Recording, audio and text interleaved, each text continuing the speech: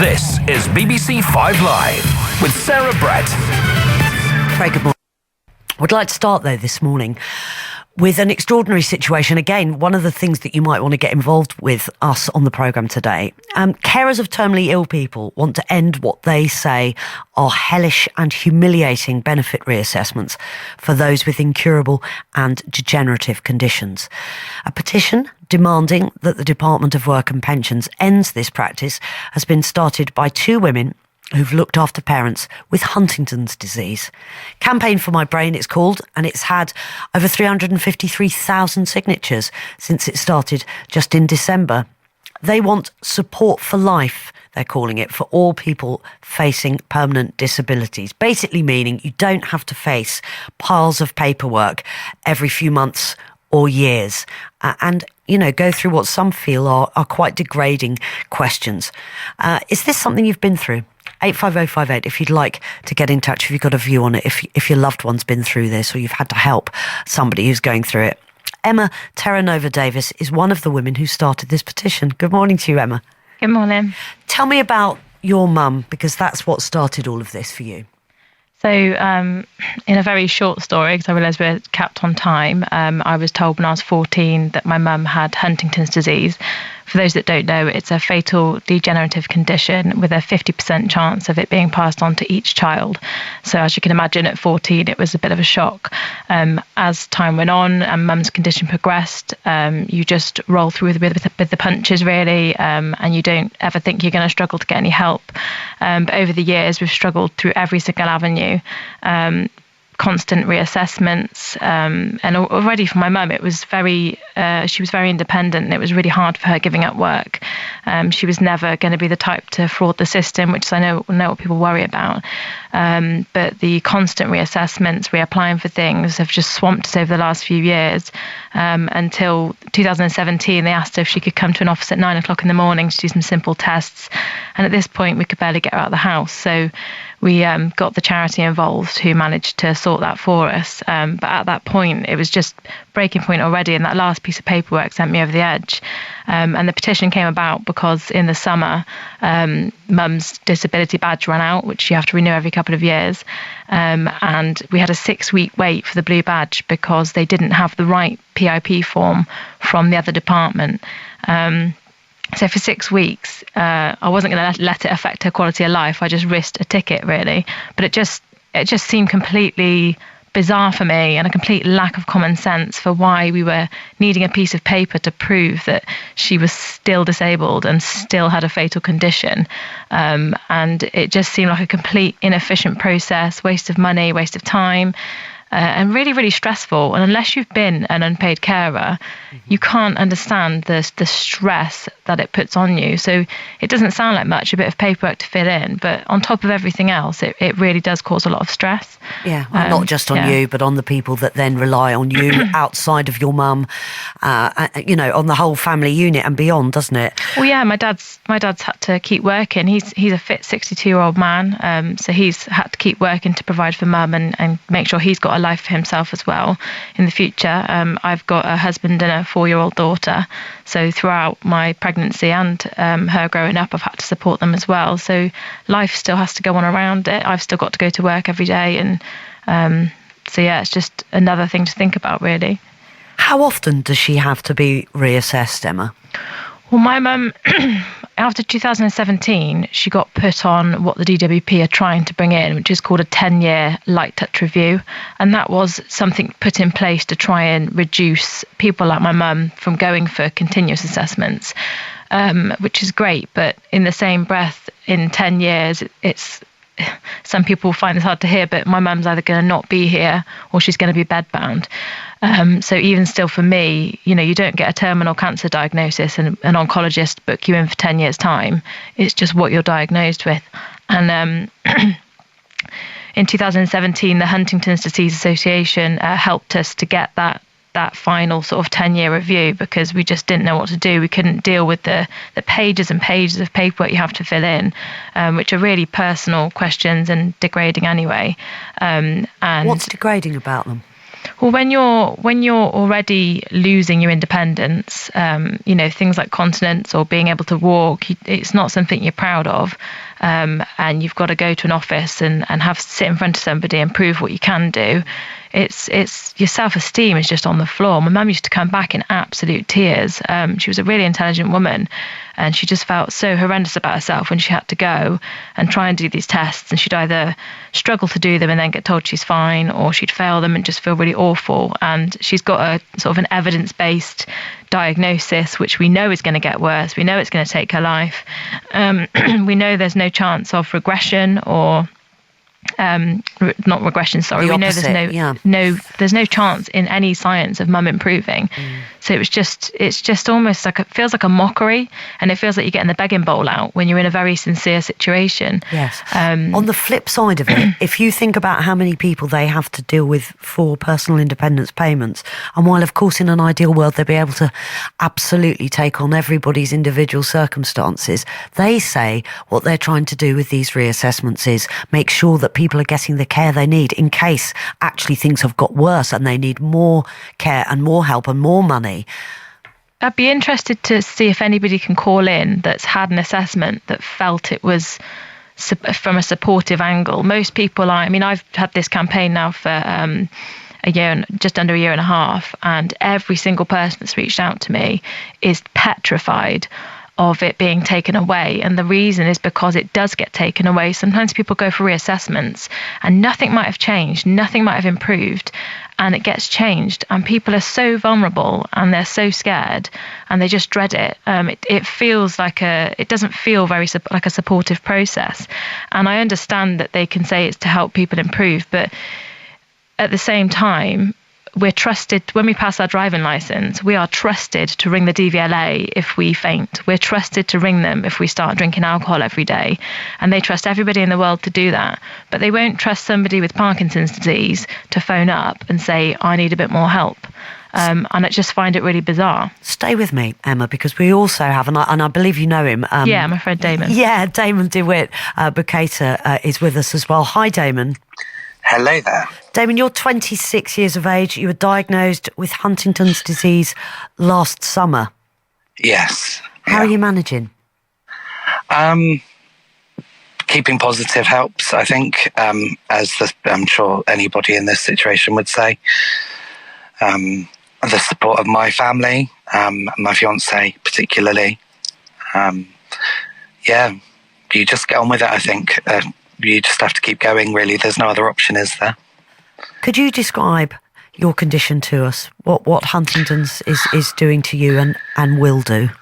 So essentially it's eating away at every part of me as an individual.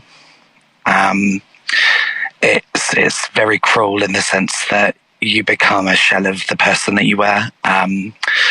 I'm already on thick now. I can't drink fluids anymore. They have to be thickened because I choke. So my swallowing muscles don't work anymore. The same for food. Everything has to be pureed.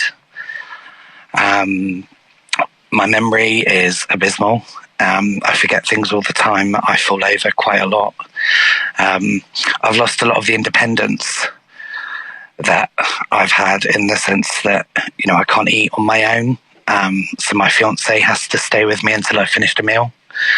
I can't have a bath. I can't really even have a shower if I'm on my own, because if I fall and I hurt myself, there's it just does that. It eats away at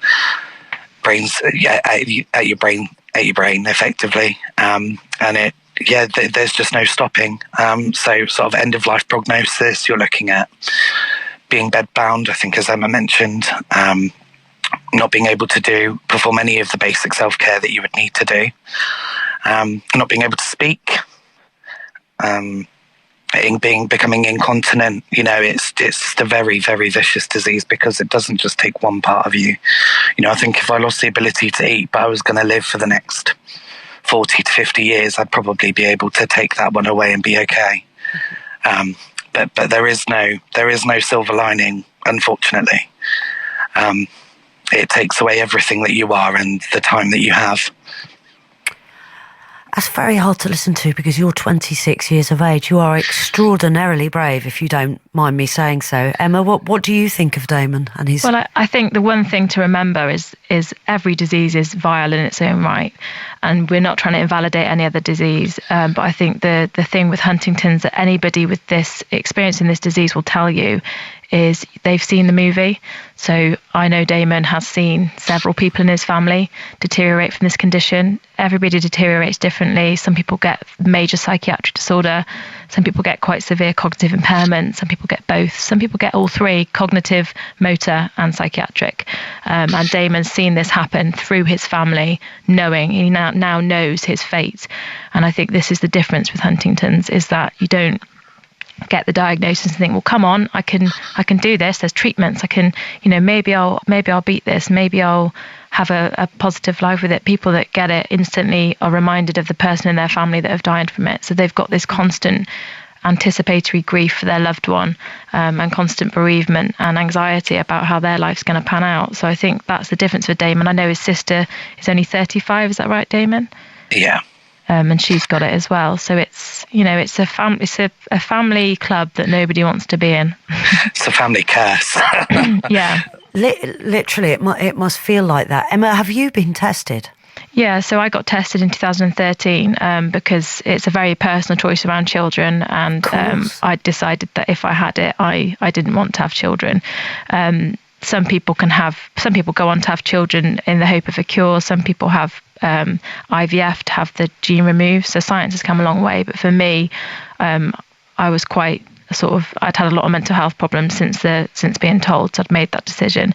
But I don't have the gene, and nor does my sister. So this is why we're quite heavy into campaigning, because we feel like we've been given this gift to look after everybody else that weren't as lucky. I mean, it's extraordinary, isn't it? 50%. 50%. It's high. It's Russian roulette. That's exactly what you've got a gun to your head, and I can't explain it. Most people will say, "I'd want to know," but until you've been in that position where somebody's got an envelope and you can't take that back, nothing describes it. Nothing describes it. Damon, when you were first applying for personal independence payment, they said you wouldn't be eligible. Is that correct? Yeah, so essentially 6 months prior to my diagnosis and my getting testing, I had what I thought was a mental nervous breakdown. And there was a lot going on in my personal life and work, and things just weren't going well. So I was signed off work for, it was actually ended up being around 8 months. And in that process, I applied for PIP because I needed the support financially. And I was awarded it. I was awarded the basic amount for sort of care, because I wasn't working and I was having to go to appointments, etc. And when I got diagnosed with the Huntington's in July, I phoned them, as you're supposed to do, because it does state quite clearly, that you have to inform them of any changes.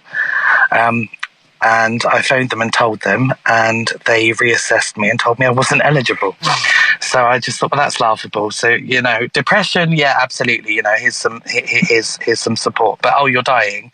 No, we can't help you. That was very much how it was. And we didn't even receive the report. We actually had to phone and chase it 3 months later because the money had been stopped and we hadn't been informed as to why.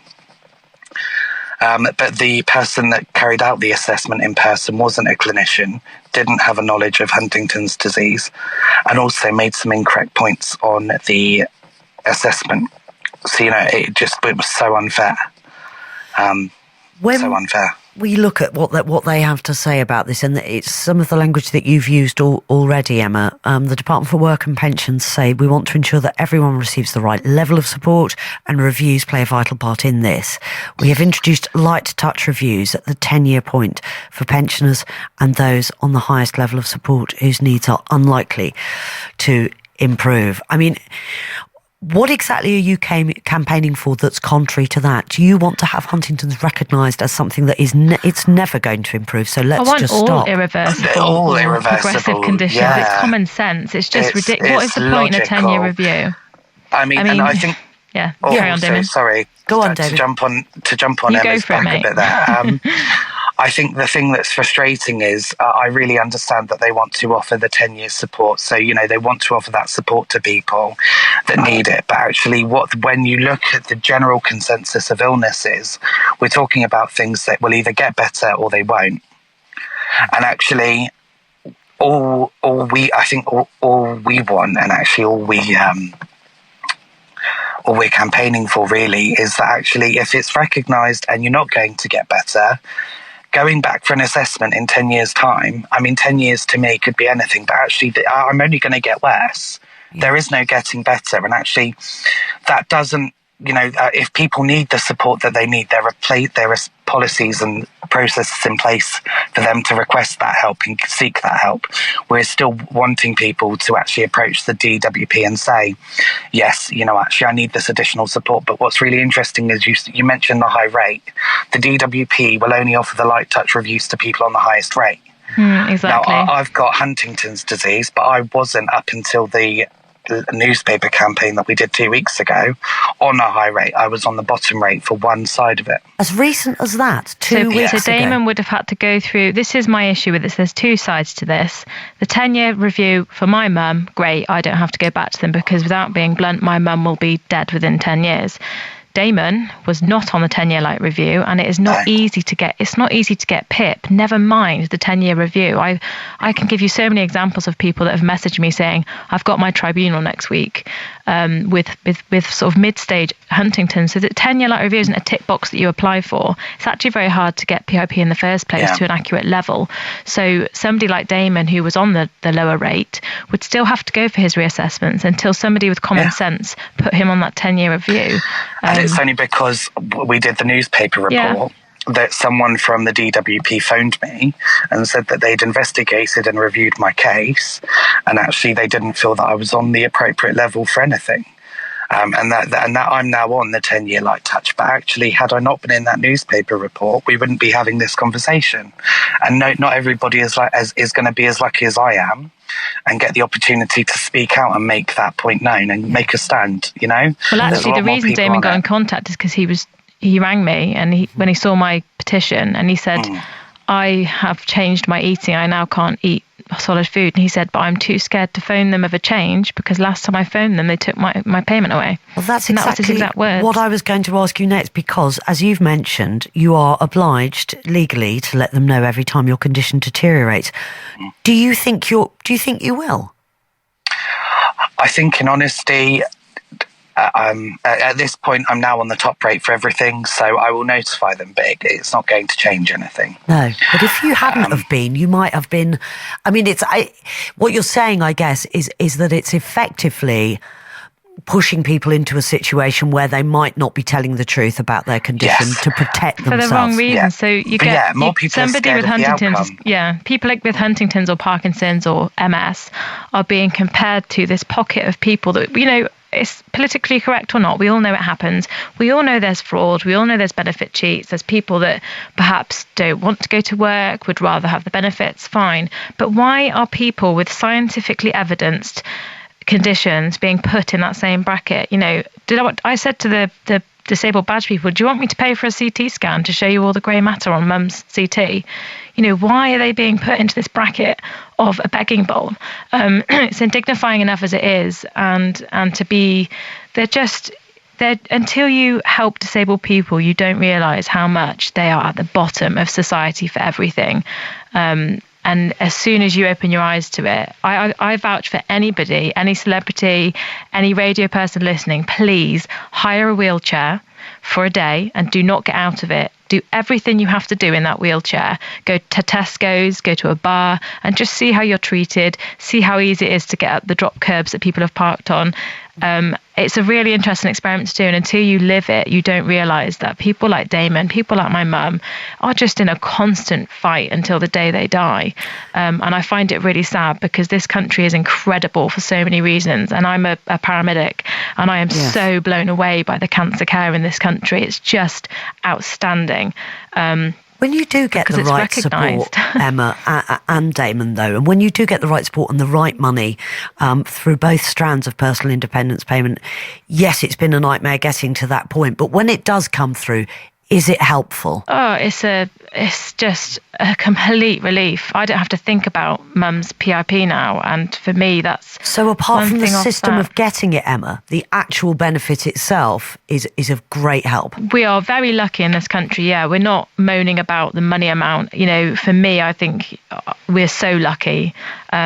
But for me, it's collaborating so that everybody can understand these barriers. As a paramedic, I would never go to somebody like Damon and make an assessment of his Huntington's disease and make a decision there and then. I would refer him to his neurologist, or I would speak to his doctor. I'd speak to a specialist. So what I'm asking for is the DWP to allow the clinicians that are working there, if they don't know about Huntington's, if they're not specialists, allow medical records to be used. An occupational therapist has gone to university for 3 years to study.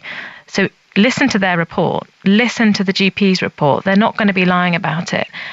You can't know everything about every disease, as I can't in my job, but that needs to be recognised and limitations need to be recognised. So what is the thinking behind that then? Is that somehow people might be able to falsify letters or information from a doctor or an occupational therapist? People, they just want more money, they just can't be bothered. But I think we really, really have to separate people that have had their legs blown off in Afghanistan. We need to separate people that have Parkinson's disease through no amount of turmeric or CBD oil is going to be cured. We know that Parkinson's disease is going to progress. We know that Damon's Huntington's disease is going to progress.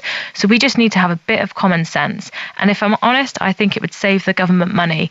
The paperwork behind the argument for 6 weeks renewing my mum's blue badge, another sort of thing that's ridiculous.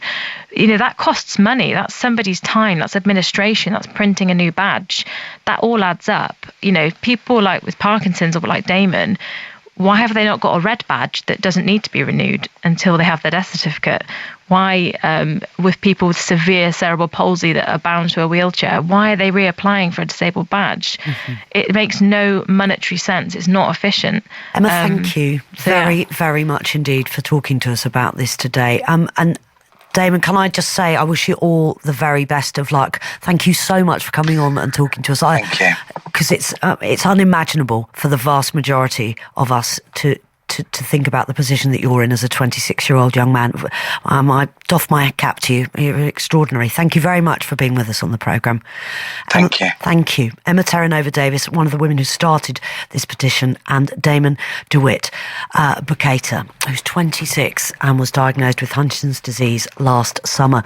You have sent so many texts about this, about the issue of PIP, personal independence payments, and the reassessments that you have to go through, particularly because what we're talking about today is if you have an incurable or a progressive disease, should you even have to be reassessed? The government say the reason that they do it is to help you, make sure you get extra help.